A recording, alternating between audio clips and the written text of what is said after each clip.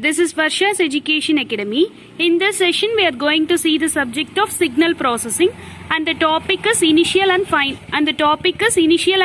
value theorem. See, here I am going to explain you within 3 steps. We will complete this kind of problems, that is initial value and final value. Here I am going to explain you some examples based on continuous time signals. So already I have informed you that continuous time signal is mainly suitable for Laplace transform. That is, the transform which is suitable for continuous time signal is Laplace transform.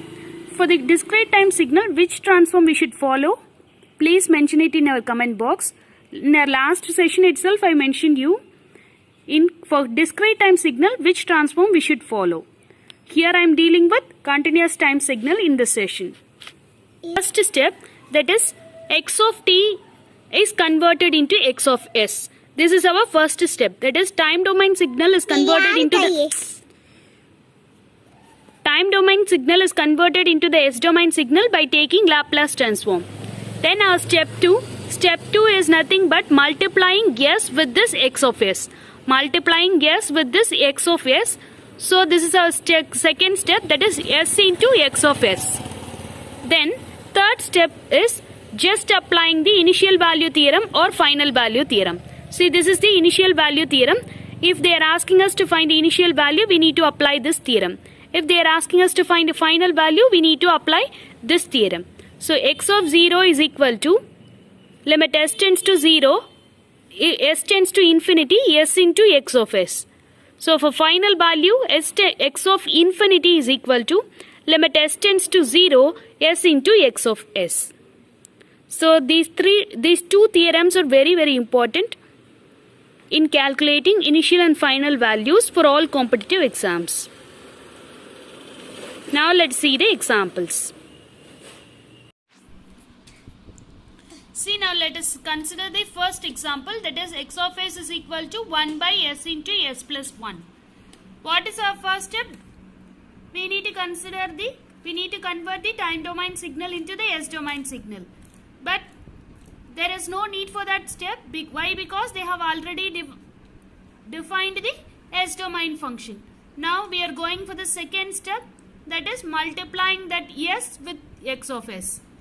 So s into x of s, so this s and this s get cancelled. So our s into x of s will be 1 by s plus 1.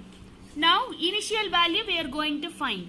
So initial value is equal to, based on the initial value theorem, x of 0 is equal to limit s tends to infinity, s into x of s.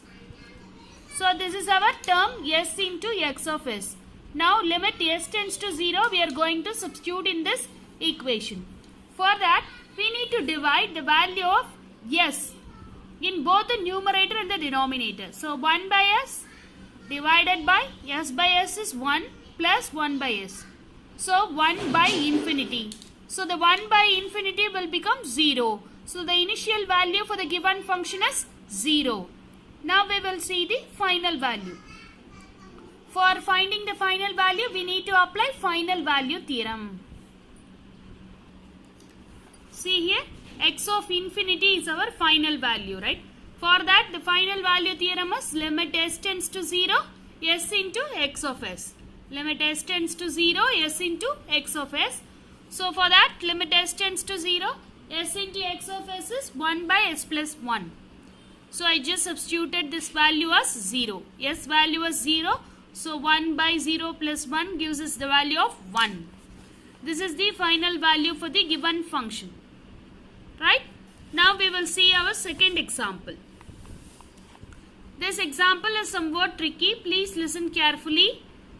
Example 2. X of s is equal to s plus 3 divided by s square into s plus 5. Our first step is to multiply this equation with s. So s into x of s is equal to s into s plus 3 divided by s squared into s plus 5. This s and this s get cancelled. One more s is here, right? Now s plus 3 divided by s squared plus 5s.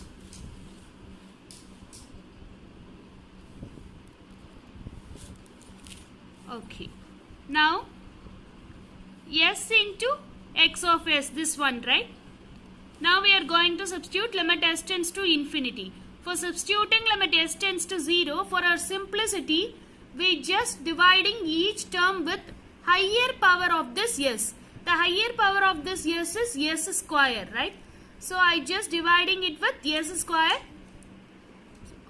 in both the numerator and the denominator. So 1 s divided by s squared, 3 divided by s squared. S divided by s squared gives 1 by s plus 3 divided by s squared. The whole divided by s square gives 1.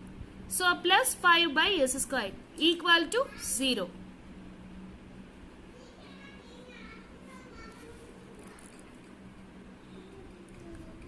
So the initial value for the given function is 0. Now we will see the final value theorem. So based on the final value theorem, x of infinity we are going to find. So x of infinity is equal to limit s tends to 0, s into x of s. So this is our term, s into x of s. I just substituted the value of s as 0. So 0 plus 3 divided by 0 into 5. So anything in the denominator, 0 in the denominator will give us the value of infinity. So 3 by 0 will give us the value of infinity. So the final value for the given function is infinite. One very important thing regarding final value theorem I have to tell you over here. See, final value theorem is mainly suitable for a stable system. That it is, we can find the final value for a stable system alone. If the system is unstable, we can't find a final value. See, this system, I have considered one example here.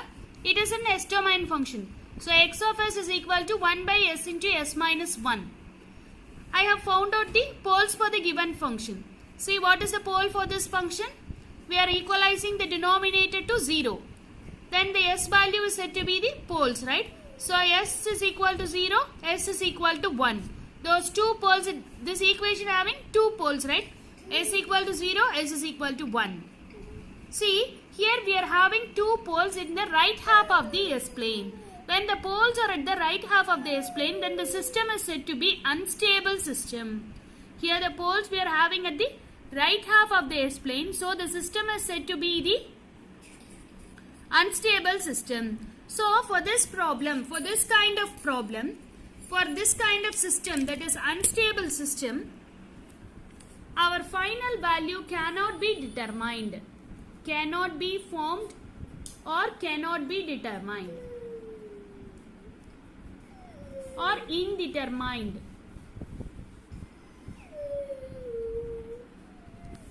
Right? See, this is very, very important point. Final value can be calculated only for the stable system. We cannot be formed for the unstable system. Now let us see the fourth example. See, x of s is equal to 2 by s plus 2. Find the initial value. Find the initial value alone they are asking. So x of 0 is our initial value. So x of 0 is equal to limit s tends to infinity s into x of s. X of s value was 2 by s plus 2. This s and this s gets cancelled. How this s came? I just taken this s common outside. So s into 1 plus 2 by s. So s into 1 plus 2 by s. So this and this s get cancelled. So 2 by 1 plus 2 by s. Now I just substituted the value of this s tends to infinity. So 2 by 1 plus 0. 2 by 1 plus 0, which gives us the value of 2. So the initial value for the given problem is 2.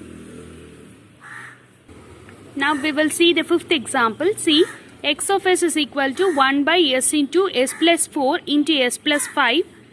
Find the final value. Find the final value is the question. So what is the formula for finding the final value? Final value theorem is x of infinity is equal to limit s tends to 0 s into x of s. So s tends to 0 s into this equation. So s and s get cancelled. So 1 by s plus 4 into s plus 5. Now I just substituted the value of s tends to 0 in this equation. So 1 by 4 into 5, which gives us the value of 1 by 20. So this is the final value for the given expression. Example 6. Now we will see the different kind of problem. Listen carefully. If the response of the LTI continuous time system is, if the response of LTI continuous time system to unit step input is, see, this one is our response. This one is our response what they have given. This is our response. Let us say it is y of t. And unit step input. So this one is our x of t. X of t is our input signal, right? So unit step input is x of t. They are asking us to find the impulse response. Impulse response is h of t. So this is the formula for finding the output response is equal to input into output is equal to input into impulse response, right? We can do it by the formal way, that is y of s, by taking this time domain equation into an s domain equation. Y of s is equal to x of s. See, here it is a convolution symbol, right? So this convolution can be converted into the multiplication symbol by means of taking Laplace transform. This convolution get converted into the dot, that converted into the multiplication by means of taking Laplace transform. So this one is h of s.